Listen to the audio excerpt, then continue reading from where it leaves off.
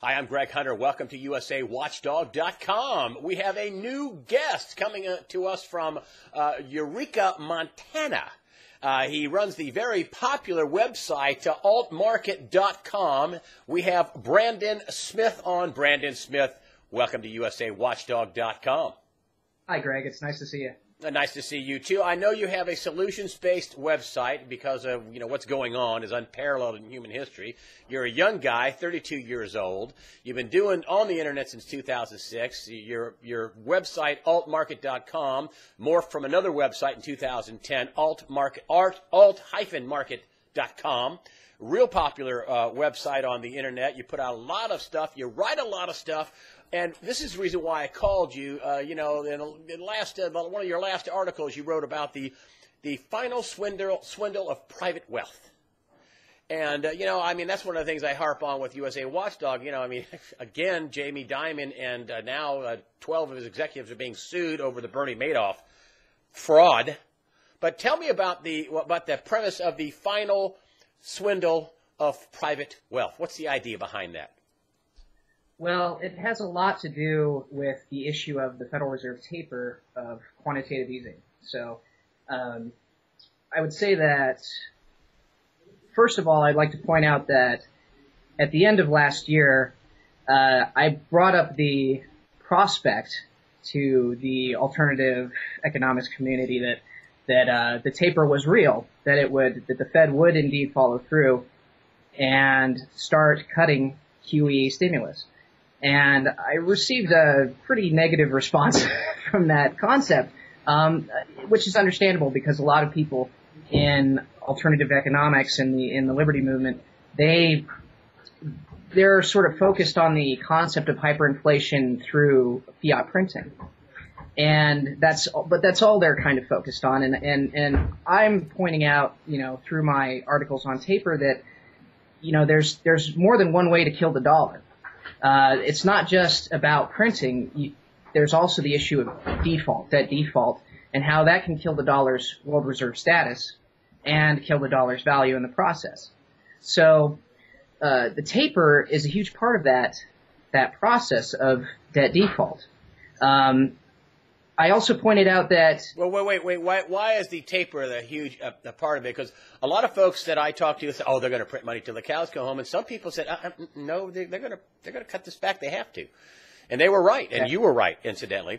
And so why is the taper going to kill the dollar? A lot of people say, well, the dollar will be less of them and the dollar will be stronger. Why is that? Well, first of all, I find it interesting that the Federal Reserve instituted the taper just before we started to see major downturns in global manufacturing. The Baltic Dry Index is starting to crash again. We're starting to see trouble in emerging market currencies. We are. So I find it, you could say that maybe it's coincidence that the Federal Reserve instituted the taper right before that those negative indicators started to become visible. I don't think it's coincidence. I think they knew that those negative indicators were coming, that they were about to be made public, and the Fed is insulating itself using the taper concept. Basically, what that means is the Fed is pulling back its QE because they know that the effects of QE are diminishing. QE has a shelf life. Stimulus has a shelf life. Printing has a shelf life for its effectiveness in manipulating markets and propping up stocks. Okay? And I think we've hit the point where QE is no longer effective. The shelf life is over. And they're pulling that QE back now because they don't want it to be known to the public that QE has become ineffective, they don't want QE to be blamed for a stock market implosion. They don't want QE to be blamed for manufacturing implosion.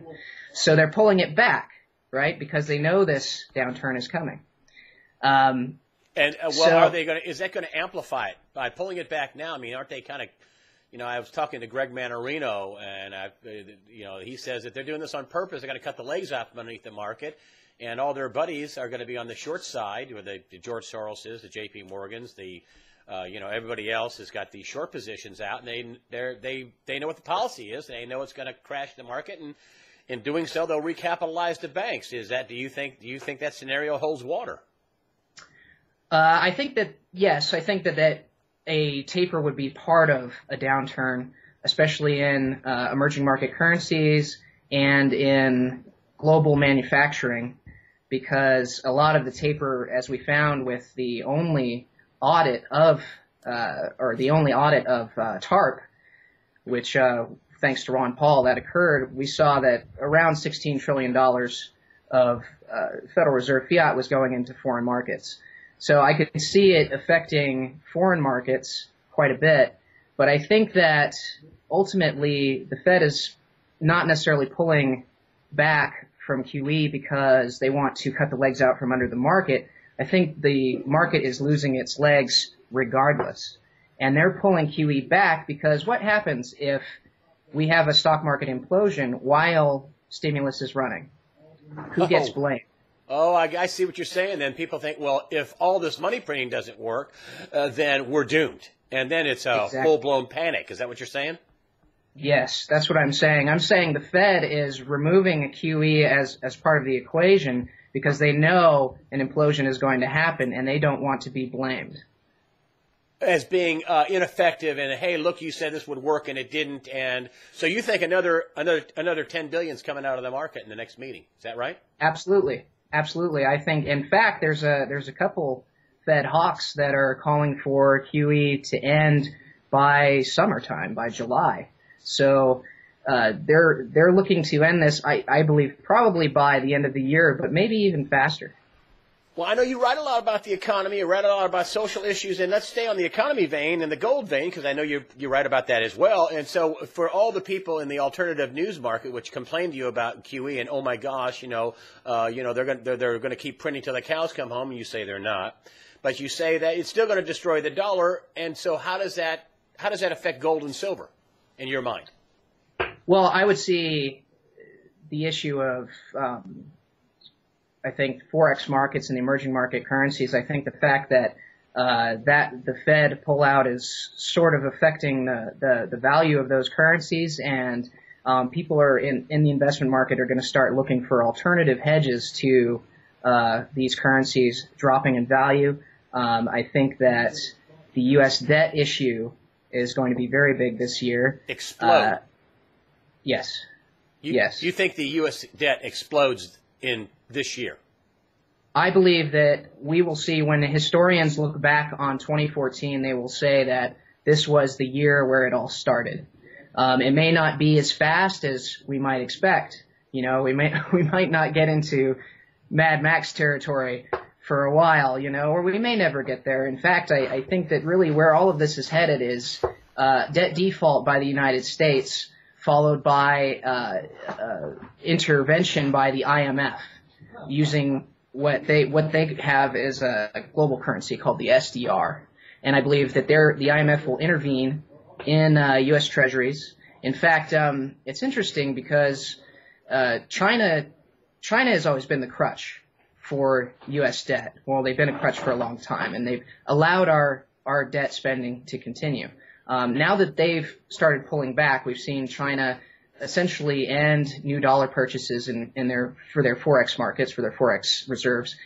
We've seen, I believe, just last month we saw one of the biggest dumps by China of U.S. Treasuries. That's right. The second largest, I believe. And so that crutch is no longer in existence. The Chinese are obviously pulling back. Then we had the Federal Reserve as the primary crutch for U.S. Treasuries. That's what QE has been mostly about, has been supporting U.S. Treasuries and U.S. debt spending. Now, with the taper, they're pulling back. So what's going to happen? Who fills the gap for purchasing U.S. Treasuries if the Fed is pulling back? Well, there's two sources of capital that would fill that gap. First, you have Belgium coming in just recently to be one of the largest purchasers of U.S. Treasuries just this past month. Belgium is the political center of the European Union. And Belgium recently, well, around 2012, they received quite a bit of cash from the IMF to start injecting into what they said were low-income economies.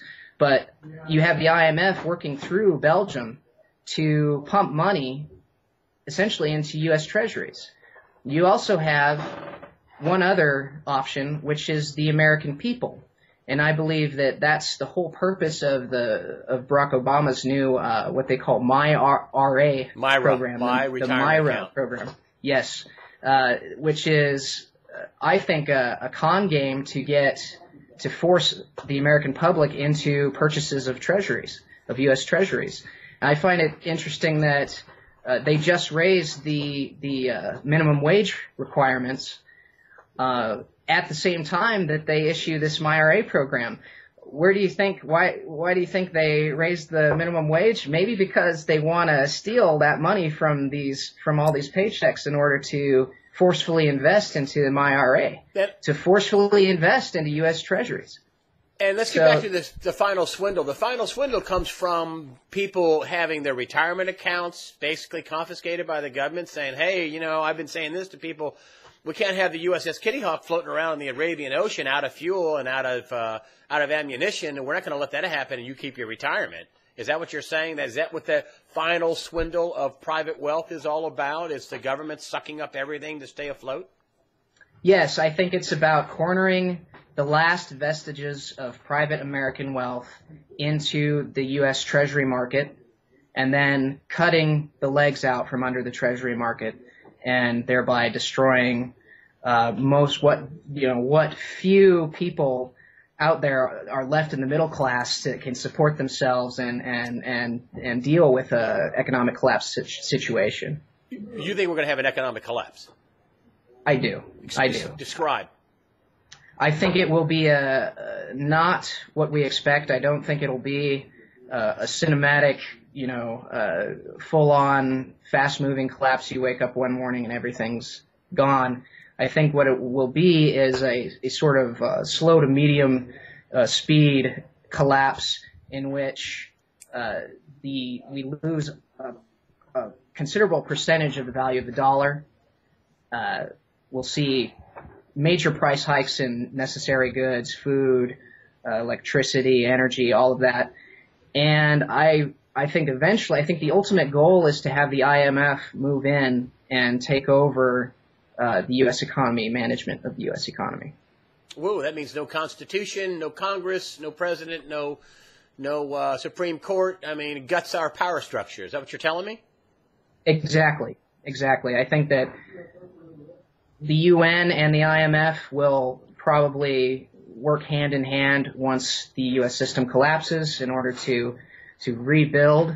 And you'll see, I don't think you'll see a total destruction of American wealth. You'll still have some American wealth, but they'll be buying up that wealth for pennies on the dollar once we have a default, once we have an economic default. That's what we're looking at here. Is that why they want to take away, because we had a record year of people buying guns last year, so there's a counter force to that. I mean, is that why you think they want to basically get control of firearms? It's not about our safety, it's about their safety.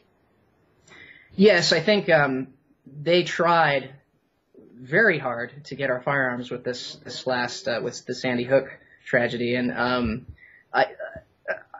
it's interesting, they failed rather miserably in order to get the any kind of SAFE Act style legislation through on a federal level. And I would say that true gun confiscation will probably occur later after the IMF and the UN move in to take charge of the U.S. economic system. Right. I think they'll demand that, and I think that's what the whole small arms treaty, UN's small arms treaty is about. I think they'll move in to support the U.S. economy, but at the same time they'll say... They're planning down the road. Oh, we have this treaty, give up your guns. Yes. I think they'll say, well, in order to implement our aid within your country, you need to follow these specific guidelines. And I believe the small arms treaty will be a part of those guidelines. Well, so far they're not getting that through the Senate. No. I mean, are the senators going to want to give up their power? Is Congress going to want to give up their power? I mean, is everybody bought off up there in Washington in your mind, or do we at some point people decide to start really giving some pushback? I think the majority of Congress and the Senate, I think there is essentially bought and paid for. I think the majority of them. There are some good legislators in Washington, but for the most part, I think they'll go along with any kind of IMF revamping program, a rebuilding program for the United States. Whoa, that's pretty scary. And what's your timing on all this? I've been in my mind, I've been thinking this is another setup from 2007, 2008, 14 and 15, but on steroids. In other words, 2014 may be worse, way worse than 2007, and 2015 may be off the charts from 2008. What do you say? What's your timing? Right. Well, I've never seen the amount of potential trigger events in the global economic system. I've never seen so many in the time that I started writing for the Liberty Movement. I thought it was bad back in 2008. I can't, if you had gone to me back in 2008 and said, well, we may be on the verge of World War III in the Ukraine or in Syria or between China and Japan, I might not have believed it. I might not have believed it because everything has moved so fast in the past, I would say the past 2 years. It's unbelievable. I mean, Syria was a huge near miss. A huge near miss. Yeah, the Russians were flooding the eastern Mediterranean, and the president backed down. I mean, I think they were going to go. I mean, any war? Do you see any war not being nuclear in the future? I mean, if Israel attacks Iran, if Iran attacks Israel, if the Russians say, "Hey, we've had enough with you meddling in the Ukraine. That's on our border, and we can't have that." I mean, do you see that there's how much of a possibility do you think is there for a nuclear war in the next war? I think there's a very good possibility of limited exchange or limited use of nuclear weapons. I don't know that the banking elites want a full exchange just because I think they want the earth nice and pristine for themselves. They got to have a place to live too, don't they? Yeah. So I do believe within my lifetime, probably in the near term, I will see mushroom clouds over particular hotspots in the world. I do believe that I will see that. You're a young guy. I just want to bring this up. I'm having you on because I have older folks on, but I have younger folks too. But you are 32 years old, and I want to get your read on what other people your age, in their late 20s and early 30s, are they worried? Are they freaking out? Do they understand the very dire, unprecedented, never happened before in human history? Do they understand what's going on? I know you do. I think Ron Paul had a huge effect on the younger sort of conservative or constitutional crowd. Thanks to him, there was an explosion of interest amongst people my age in the economic situation, in police state developments, all of that. I think he had a huge effect. However, Ron Paul, college age and beyond, Ron Paulers are still a minority in the country. Amongst those people, there's a huge amount of awareness. But outside of the Ron Paul movement, outside of the Liberty movement, it's night and day. Most people my age honestly couldn't care less. They believe that if something bad happens, then they'll just deal with it when it happens. They don't want to have to think about it. They want to have fun and just live their lives while they can. And I've talked to a lot of people my age who, sort of bring that argument up. Well, I just want to live my life, and then if something bad happens, then it happens. They don't really understand the concept of preventing a crisis situation from occurring or a disaster from occurring. They just want to ignore it and have fun. And finally, and that's where we're at. And finally, 2014. Now we're talking about these dire things. You think so? In 2014, What does the rest of 2014 look like in your mind? What do you think is going to happen this year? I mean, do you think we have a big explosion in the gold price? Do you think we have a big sell-off in the dollar? What do you think? Or do we have a repeat of 2013, which is that, kind of just nothing really happened? I think we'll see an increase initially in U.S. Treasury investment, just because a lot of the markets, I believe the stock market will see a considerable devaluation, possibly, I would say between 10 to 15% devaluation by summer. Then we're looking at investment in treasuries, which will sort of pick up, the dollar value for a while. But ultimately, I think in 2014 we'll see a debt downgrade, a credit rating downgrade of the United States. I think we will see another one in this year, in 2014. And that will affect interest rates, that will affect dollar value and treasury value. And from then on, it's just a matter of how many sort of cover events or trigger events will we have geopolitically before the dollar collapses. We could see a conflict between China and Japan. It seems like we're edging towards that rather quickly. We could see major tensions between Russia and the U.S. over the Ukraine. Syria is still on the table. Iran is still on the table. North Korea is still on the table. And it's just a matter of which trigger will the elites use to cover the otherwise obvious collapse of the economy. And the reason they would use a trigger event, I think, is they don't want the blame. They don't want the blame for any collapse of the U.S. system. So they need a war or a major terrorist attack, some kind of black swan event. They need something to cover a collapse of the U.S. system. You think it happens this year, 14? I believe we'll see a trigger event in 2014. I believe we'll see a considerable devaluation of U.S. stocks and the beginnings of the collapse of the dollar in 2014. Gold, silver? Silver, way up this year. Gold, I think silver will be the better performer. Gold will go up quite a bit. I don't want to give a number, but I could say, I would say, I'll give you a percentage. I would say probably 20 to 30% up this year. For gold and silver. For gold and silver? Silver probably more. All right. I got to thank you. I'm glad to have you on as a new guest. I hope you come back. Brandon Smith, the website alt-market.com, very popular website on the internet. Brandon Smith, alt-market.com. Thank you so much for giving us your take on the final swindle of private wealth. Scott. Thank you very much for coming on USA Watchdog. Thanks for having me.